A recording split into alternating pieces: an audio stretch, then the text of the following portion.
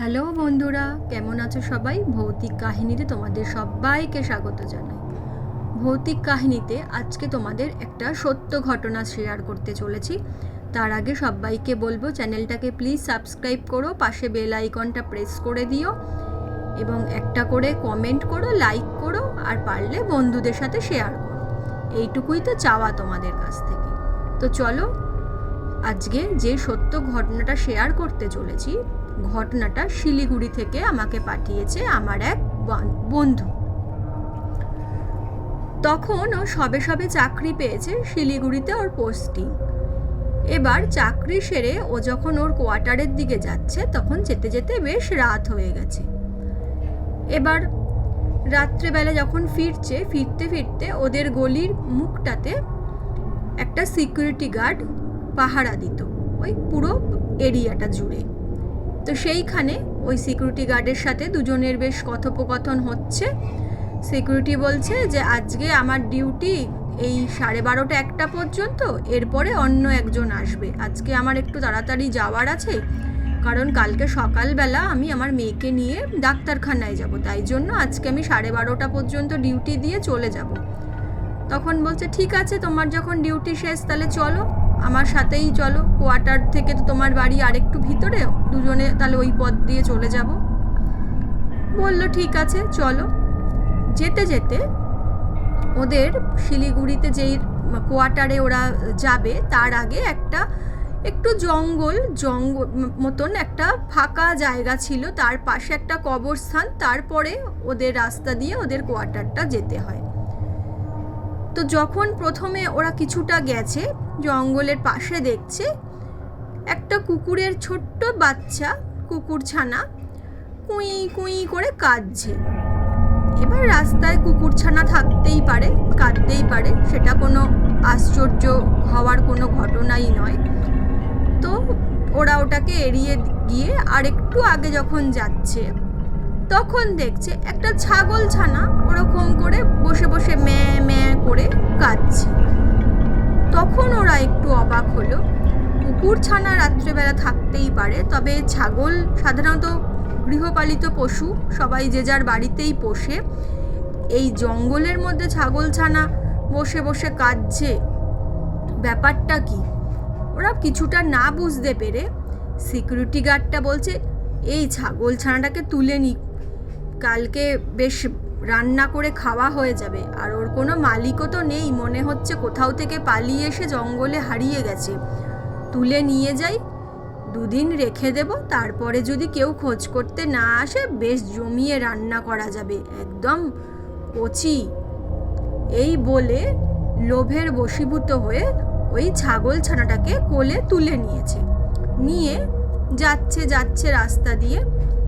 কিছুটা যাওয়ার পরে সিকিউরিটি গার্ডের মনে হচ্ছে ছাগলছানাটা একটা ছোট বাচ্চা, তার আর কতটাই ওজন হবে, বড় জোর 4 থেকে 5 কেজি। সেটা যেন মনে হচ্ছে অনেকটা ভারী, সে আর ওটাকে টেনে নিয়ে যেতে পারছে না, এতটাই ভারী লাগছে। তখন ওই পাশে যে বন্ধুটা ছিল, মানে ছেলেটা ছিল, তাকে বলছে যে দাদা তুমি একটু ধরবে ছাগলের বাচ্চাটাকে, এত ভারী, আমার হাতগুলো ব্যথা হয়ে যাচ্ছে, আমি না টেনে নিয়ে যেতে পারছি না। এই বলে ও যখন ওর হাতে দিল, ও দিব্যি, আর ছাগলছানাটা কিন্তু হালকাই লাগছে আর নিয়ে যাচ্ছে সাথে। তখন যেই ওর কোলে দিল, তখন না ছাগলছানাটা আবার ম্যাঁ ম্যাঁ করে কাঁদতে শুরু করেছে। ব্যাপারটা কি হলো? যতক্ষণ সিকিউরিটি গার্ডের কোলে ছিল ততক্ষণ তো ছাগলছানাটা কাঁদেনি, যখনই ওর পাশের ওই ছেলেটার কোলে দিল তখনই ছাগলছানাটা আবার ম্যাঁ ম্যাঁ করছে। তখন আবার সিকিউরিটি গার্ডের কোলে দিয়ে বলে ধুর যত সব, তুমি নিয়ে চলো তো বাবা, তোমার খেতে ইচ্ছা হয়েছে ছাগলছানা, তুমিই নিয়ে চলো, আমার দরকার নেই, আমি পারছি না নিতে, ও ম্যাঁ ম্যাঁ করছে, আমার কান ঝালাপালা হয়ে যাচ্ছে। এই প্রসঙ্গে বলে রাখি, পাশে যে বন্ধুটা ফিরছিল অফিস থেকে, ও অফিস থেকে এক বন্ধুর বাড়িতে গিয়ে রাত্রে ডিনার করেছে, তার সাথে একটু ড্রিঙ্কসও করেছিল, সেজন্যই ওর ফিরতে অতটা রাত হয়ে গেছিল। না হলে অফিস তো সাধারণত 8টা 8:30টার মধ্যে বেরিয়েই পড়ে অফিস থেকে। এবার অফিস থেকে ওই অফিস কলিগের বাড়িতে গেছিল, সেখানে কোনো বার্থডে পার্টি বা কোনো একটা ইনভিটেশন ছিল, সেখানে তারা ইনভিটেশন অ্যাটেন্ড করে খাওয়া দাওয়া করে, কিছুটা ড্রিঙ্কসও করে। এবার এইখানে বলে রাখি, আমাদের মানে আমার যেটুকু জানা বা যেটুকু আমি জানি সেখানে জেনেছি, এই ভূত প্রেত বা কোনো স্পিরিট বলো, এরা নাকি মদের গন্ধ সহ্য করতে পারে না। তো সেটাই হতে পারে, ওর কাছে ছাগলছানাটা যখনই যাচ্ছে তখনই ম্যামা করছে, আর সিকিউরিটির কাছে যখন রয়েছে তখন চুপ করে রয়েছে। কিন্তু হচ্ছে কি, সিকিউরিটি ওকে টেনে আর নিয়ে যেতে পারছে না। অনেকক্ষণ হাঁটার পরে প্রায় কবরস্থানটা পার হবে এই রকম সময় সিকিউরিটি গার্ড লক্ষ্য করছে ছাগলছানার পা দুটো এতটাই লম্বা হয়ে গেছে, 4টে পা ওর লম্বা হতে হতে দেখছে সেই কবরস্থানের যে রাস্তা দিয়ে ওরা চলে আসলো, সেই রাস্তার কোন মাথা পর্যন্ত ওর পা দুটো যেন লম্বা, বিশাল কালো লম্বা দুটো পা, আর কোলে ওর ছাগলছানাটা রয়েছে, তার পাটা এরকম দড়ির মতো লম্বা হতে হতে পিছন দিয়ে ঝুলতে ঝুলতে আসছে, আর সেই জন্যই এত ভারী লাগছে, ও টেনে আর নিয়ে আসতে পারছে না। এই দেখে সিকিউরিটি গার্ড ছাগলছানাটাকে কোলে থেকে নামিয়ে দাঁড় দৌড়াতে দৌড়াতে সে প্রাণ ওষ্ঠাগত। পাশে যে বন্ধুটা ছিল, ফিরছিল অফিস থেকে, সেও কিছু না বুঝে দৌড়াতে শুরু করেছে। আর যত দৌড়াচ্ছে তত মনে হচ্ছে ওদের পা দুটো যেন পিছন থেকে কে টেনে ধরে রেখেছে, ওরা আর দৌড়াতেও পারছে না। এমনভাবে পা দুটো চেপে ধরে রেখেছে, মনে হচ্ছে ওরা ওখানেই এক্ষুনি হোঁচট খেয়ে পড়ে যাবে। এমতকার সময় কোনো রকমে ওই সিকিউরিটির গার্ডকে ওই বন্ধুটা জাপটে ধরে নিয়ে দুজনে দৌড়ে দৌড়ে যেতে যেতে ঠিক কবরস্থানটা শেষ হয়েছে, তার পাশেই একটা ছোট্ট মা কালীর মন্দির ছিল, সেই মন্দিরে দুজনে ঢুকে পড়ে। দুজনে যখন মন্দিরে ঢুকে পড়েছে তখন দেখছে বাইরে সেই ছাগলছানাটা দাঁড়িয়ে আছে, ম্যা করে কাঁদছে, কিন্তু সে মন্দিরের ভিতরে ঢুকতে পারছে না, সে ওই বাইরেটায় দাঁড়িয়ে আছে। এবার ওরা ভিতর থেকে দেখছে কিছুক্ষণ পর ছাগলছানাটা একটা শিয়াল ছানায় পরিণত হলো। এরপর একটা বিকট একটা জন্তু, যার সারাটা গা লোমে ভর্তি, হাতে বিশাল বিশাল নখ, ওদের দিকে কটমট করে তাকাচ্ছে, আর জিভ দিয়ে ওর ঝরঝর করে লাল ঝরছে। মনে হচ্ছে যে হাতের থেকে শিকারটা ওর বেরিয়ে গেল, আজকে ও অভুক্ত থেকে যাবে, খেতে পারবে না। ওর শিকার বেরিয়ে গেল, ওর সেই শিকারের লোভে ওর জিভ থেকে ঝরঝর করে লালা ঝরছে, আর ওদের দিকে একটা লাল তীক্ষ্ণ নজরে তাকিয়ে আছে, চোখ দুটো তার লাল বর্ণ হয়ে গেছে, তীক্ষ্ণভাবে তাকিয়ে আছে, আর দূর থেকে বলছে, আজকে যাত্রায় তোরা বেঁচে গেলি, কিন্তু এর পরে আর বাঁচতে পারবি না, আমি ঠিক এর প্রতিশোধ নেবই, আজকে আমি খেতে পারলাম না তো। তো যাই হোক, ওইভাবে তো দাঁড়িয়ে রয়েছে বাইরে, আর ওরা মন্দিরের ভিতরে দুজনের হাত ধরে ঠক ঠক করে কাঁপছে, মা কালীর মন্দিরে বসে আছে।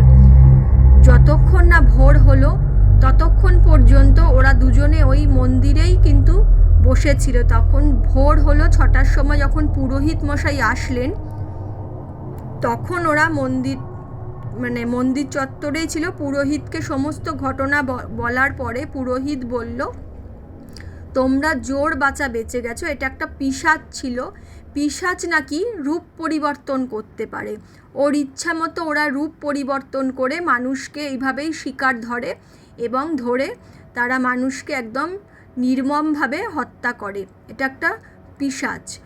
তখন বন্ধুটা বলল যে আচ্ছা, আমার কোলে আসার পরই বাচ্চাটা চিল্লাচ্ছিল কেন? বলছিল ওরা আসলে মদের গন্ধ সহ্য করতে পারে না, তুমি যেহেতু ড্রিঙ্ক করেছিলে তাই জন্য ও তোমাকে ধরতে পারেনি, সেই জন্য ও সিকিউরিটি গার্ডকে ধরেছে। সিকিউরিটি গার্ডের কিন্তু একটা ফাড়া রয়েই গেল, যখন তখন কিন্তু পিশাচকে হামলা করতে পারে। তো যাই হোক, মন্দিরে পুরোহিত পুজো টুজো করে মায়ের ফুল টুল দিয়ে দিল সাথে, কিন্তু কিছু তো করার নেই, সিকিউরিটি গার্ডের এটা একটা চাকরির কাজ, সে চাকরি তাকে করতেই হবে। সেই ওই নাইট ডিউটি করে সেই সিকিউরিটি গার্ড, জানা যায় যে ওই সপ্তাহ দেড়েক বাদে ওই সিকিউরিটি গার্ড কিন্তু কবরস্থানের পাশেই মৃত অবস্থায় সিকিউরিটি গার্ডকে পাওয়া যায় এবং ঘাড়ের মধ্যে দুটো দাঁতের দাগ বসানো ছিল এবং সারা শরীর তার ছিল পুরো মানে শূন্য, রক্তশূন্য, মানে একদম সাদা ছিল, রক্তশূন্য হয়ে গেছিল তার পুরো শরীরটা, সারা গা তার সাদা হয়ে গেছিল এবং ঘাড়ের কাছে দুটো দাঁতের দাগ বসানো ছিল। তো যাই হোক, পিশাচ তাহলে তার বদলা নিল। আর এইটা শোনার পরে যেই ছেলেটা শিলিগুড়িতে চাকরি করত, বাড়ি ফেরার সময় ওটা যেই শুনেছে যে মানে ভূত পিশাচ বা এরকম মদের গন্ধ সহ্য করতে পারে না, যখনই ওর ফিরতে রাত হতো ও হয় বন্ধুর বাড়িতে থেকে যেত, অথবা যদি ওকে ওই কবরস্থানের সামনে দিয়ে ওই জঙ্গল পেরিয়ে ওকে কোয়ার্টারে ফিরতেই হতো, ও কিন্তু একটু হলেও ড্রিঙ্ক করে নিত। এইটা জানার পর ওর দুটো কাজ করতো, হয় ও থেকে যেত কারোর বাড়িতে, আর যদি একান্তই থাকা সম্ভব না হতো ও ড্রিঙ্ক করে কিন্তু ওই রাস্তা দিয়ে ফিরতো। কিন্তু সিকিউরিটি গার্ড সে তো ড্রিঙ্ক করতে পারবে না, তার এটা যেহেতু প্রফেশন, তাকে নাইট গার্ড দিতেই হবে। তাই সিকিউরিটি গার্ড কিন্তু 1.5 সপ্তাহের মাথায় নির্মমভাবে হত্যা হয় এবং ধরা যায় যে সেই পিশাচই এই হত্যাটা করেছে। কারণ হত্যার কোনো, যদি এটা কোনো হত্যাই হতো তার কোনো সঠিক কারণ খুঁজে পাওয়া যায়নি, কারণ সিকিউরিটি গার্ডের সাথে কারোর কোনো খারাপ সম্পর্ক বা কিছু পয়সার লেনদেন এরকম কিছুই ছিল না, শুধু সে নাইট গার্ড দিত, এইটাই তার কাজ এবং সে ভালোই সুখে সংসার করত, তাই তার কোনো শত্রুও ছিল না।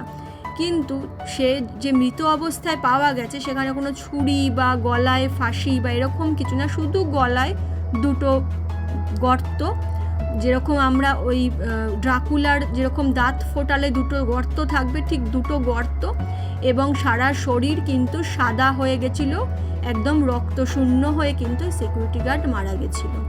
তো আজকের ঘটনাটা তোমাদের কেমন লাগলো জানিও। আজকে এই পর্যন্তই, আবার দেখা হবে নেক্সট কোনো এপিসোডে। টাটা।